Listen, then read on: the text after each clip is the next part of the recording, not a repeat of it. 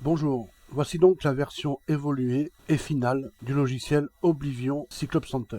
Dans cette version, donc, je vais vous montrer les améliorations que j'y ai apportées. Tout d'abord, j'y ai placé un bandeau d'informations en haut qui va donner les infos tout de suite sur la position de la station ISS, par exemple. Sur la météo que vous aurez évidemment paramétrée ici, vous pouvez avoir directement les infos en haut. Voilà, si vous n'avez pas envie de lire ça, vous avez regardez simplement le bandeau là-haut. Et vous avez les points clés, voilà, avec la propagation, les indices de propagation, etc. La disposition du dashboard, elle est plus logique. Surtout les répétitions des titres. En bas, on a toujours Oblivion Cyclops Center. Ici, on a dashboard et on n'a plus Oblivion parce qu'il y a trop de répétitions. Enfin, tout ça, c'est mieux agencé, me semble-t-il. Et ici, on a une meilleure occupation de l'espace sur les cases. Alors, qu'est-ce que j'ai apporté de plus à cette version? Ici, j'ai remplacé l'onglet, on va aller directement dessus, ANFR par un récepteur WebSDR. Donc là, je tape une ville par exemple, si je tape la ville de Troyes, voilà, si je reste là-dessus et que je laisse France, je fais trouver un SDR ici, et puis tout de suite on me propose Auxerre. Je fais charger et je tombe sur un SDR qui se trouve à Auxerre. Je peux directement écouter. Et là j'ai Châtillon-sur-Seine, par exemple. Bordeaux par exemple. Ensuite Bordeaux il a pas l'air actif. Non, il est pas démarré. Moins que. Si il est démarré. Si il est démarré. Welch il est peut-être trop. Voilà. Il va trouver le WebSDR qui fait partie du pays que vous aurez évidemment précisé ici. On en a un à Bordeaux-Mérignac, c'est par exemple celui-là. Mais si jamais je mets un autre pays, on peut aller en Espagne, on peut aller, voilà, on peut aller un peu partout.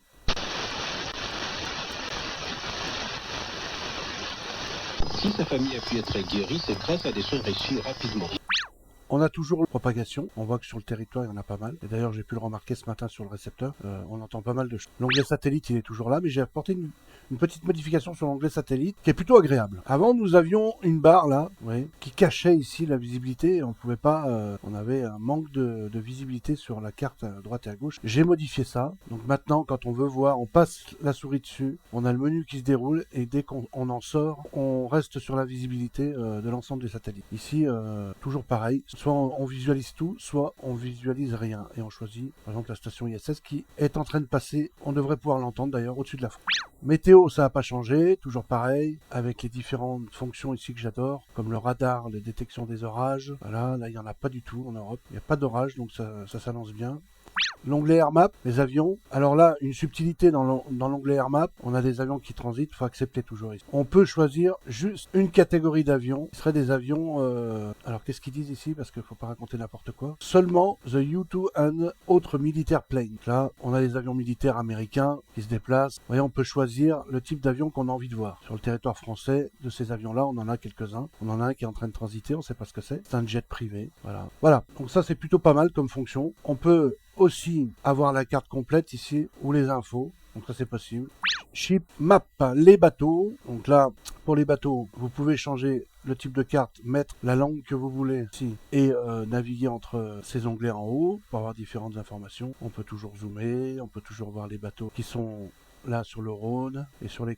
Un solar monitor qui est mieux agencé, donc là tout est aligné avec les indices de propagation, l'état solaire et nos onglets d'ouverture externes qui me paraissent importants et l'onglet sismologie avec les différentes secousses et tremblements de terre qui vous donnent exactement l'origine des secousses. Si je clique là-dessus, un tir de carrière, etc. Voilà.